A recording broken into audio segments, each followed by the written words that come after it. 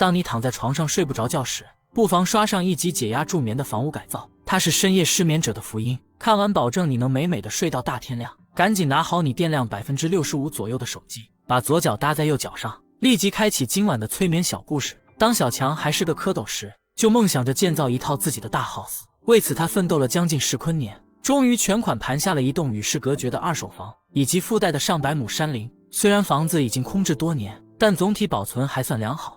圍着房子勘察了一圈之後，小強心中已經有了初步的改造方案。首先是外牆必須要重新裝飾，畢竟門面這塊還是非常的重要的。露台的前面還可以挖個游泳池，炎炎夏日就能約上幾個游女開泳裝派對。比較讓人頭疼的就是這個化糞池系統，由於地勢較低的緣故，需要通過水泵才能把污水抽到下水道，這必將是改造中的一個大工程。當鏡頭一轉，還有個意外驚喜，這個附屬的小木屋內部竟是一個小套間，只需稍加改造就能作為豪華客房，外面還能打造出森林海灘的氛圍。由於這裡本身就是鬆軟的沙地，所以沙灘直接就是现成的，只需篩除掉裡面的雜質即可。再看房子周邊都是茂密的樹林，以後在這就能實現荒野建造自由，什麼樹屋地堡還不是隨便拿捏。不過這些都是後話，當務之急是先將房子給翻新改造。只見小強先制作出了一個房子的模型，這樣就可以直觀地看出房子的整體布局。地下室有3個房間，採光和通風效果非常的好，擁有很大的改造空間。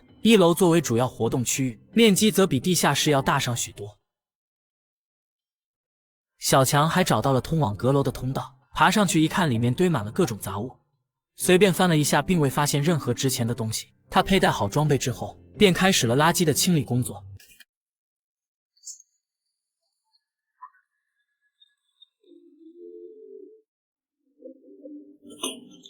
前任主人在庭院圍了一個狗狗樂園，非常的影響交通，因此必須要將其拆除。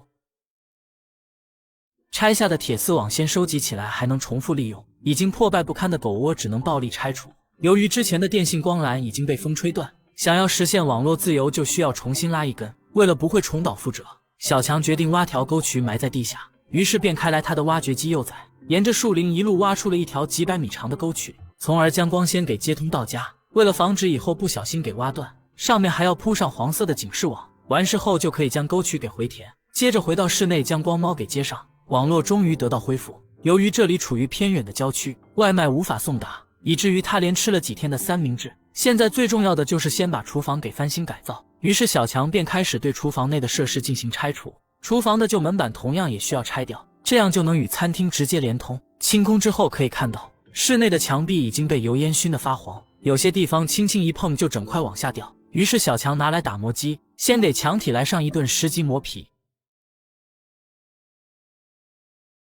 天花板也同樣需要進行深度打磨。經過打磨之後的天花板十分的平整，只需要貼上一層白色的牆紙就修復完成。牆上坑洼的地方則需要拿來石膏進行填充修復，完事後再刷白檢查是否平整。由於地板的瓷磚不是小強喜歡的風格，並且損壞也比較嚴重，所以只能将其給鏟除。經過電鎬一頓瘋狂突突之後，瓷磚全部離家出走，但地板上也出現了許多的凹痕。為了在找平時能夠粘得住，小強先给表面刷上一層粘合底漆，接着就可以倒上水泥浆進行自流平。為了更加的美觀，小強還用石膏板將門洞給改成了拱形，這樣看起來就更加的自然美觀。為了使風格上達到統一，廚房內部小雜物間的改造也同步進行，往油漆裡加入一些碳酸氫鹽攪拌均勻，就能使上漆後效果更加厚重，並賦予其紋理。等待牆漆乾燥之後，就可以開始鋪貼地板磚。為了讓廚房更具鄉村氣息，小強選擇了這種小塊的方形地磚。由於之前地板已經經過找平，只需要先刮上一層瓷磚粘合劑，然後就可以直接把地磚給鋪貼上去。可以看出這種磚塊並不是非常的規整，正是這樣的風格才讓小強更加的着迷。不過這種地磚的保養會相對麻煩一些，還需要刷上一層密閉劑防止產生灰塵。完事後就可以開始進行美縫。